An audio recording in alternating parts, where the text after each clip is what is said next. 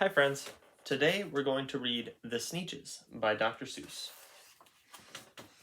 The Sneetches.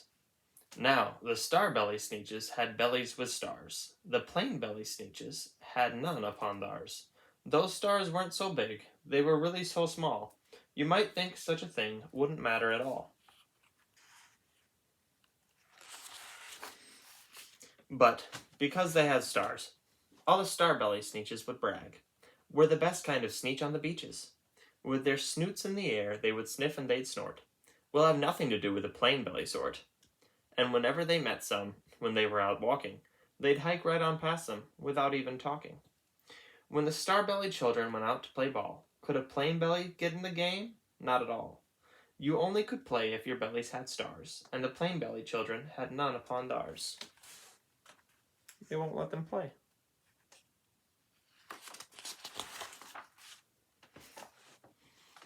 When the star-belly Sneetches had frankfurter roasts, or picnics, or parties, or marshmallow toasts, they never invited the plain-belly Sneetches. They left them out cold in the dark of the beaches.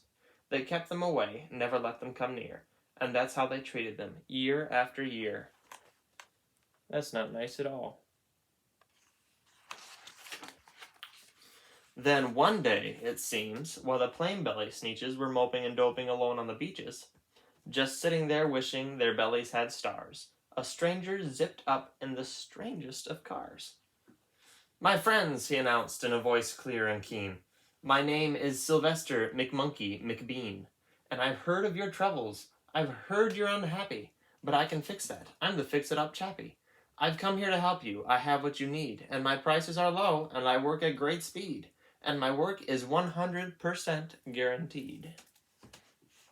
That is a strange car. Then, quickly, Sylvester McMonkey McBean put together a very peculiar machine. And he said, "You want stars like a star-belly Sneetch? My friends, you can have them for $3 each.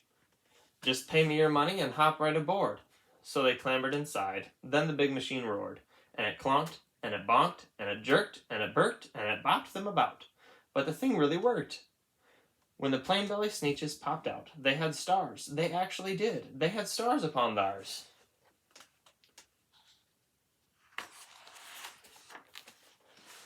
Then they yelled at the ones who had stars at the start. "We're exactly like you. You can't tell us apart. We're all just the same now, you snooty old smarties. And now we can go to your frankfurter parties." "Good grief," groaned the ones who had stars at the first. "We're still the best Sneetches, and they are the worst. But now, how in the world will we know?"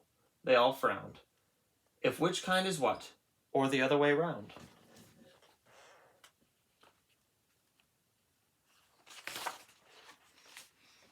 Then up came McBean with a very sly wink, and he said, "Things are not quite as bad as you think. So you don't know who's who. That is perfectly true. But come with me, friends. Do you know what I'll do? I'll make you again the best Sneetches on beaches, and all it will cost you is $10 eaches."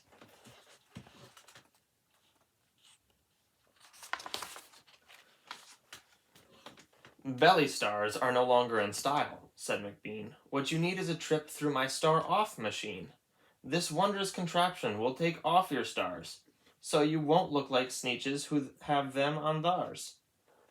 And that handy machine, working very precisely, removed all the stars from their tummies quite nicely.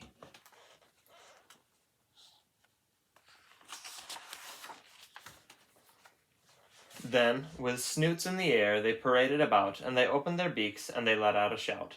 "We know who is who! Now there isn't a doubt! The best kind of Sneetches are Sneetches without!" Then, of course, those with stars all got frightfully mad. To be wearing a star now was frightfully bad. Then, of course, old Sylvester McMonkey McBean invited them into his star-off machine. Then, of course, from then on, as you probably guess, things really got into a horrible mess.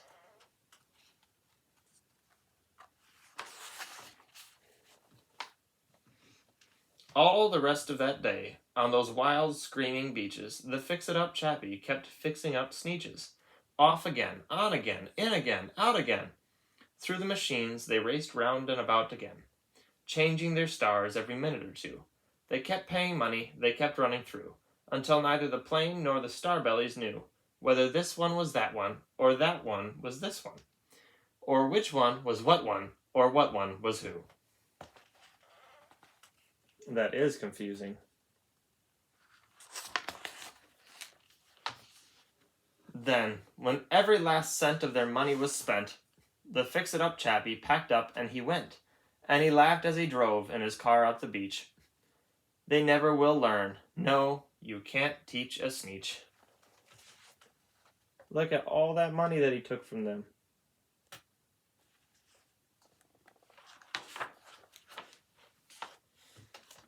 But McBean was quite wrong, I'm quite happy to say, that the Sneetches got really quite smart on that day.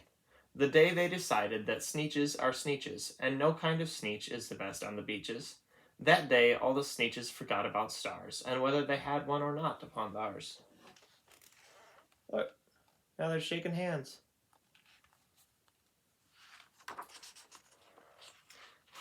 The end.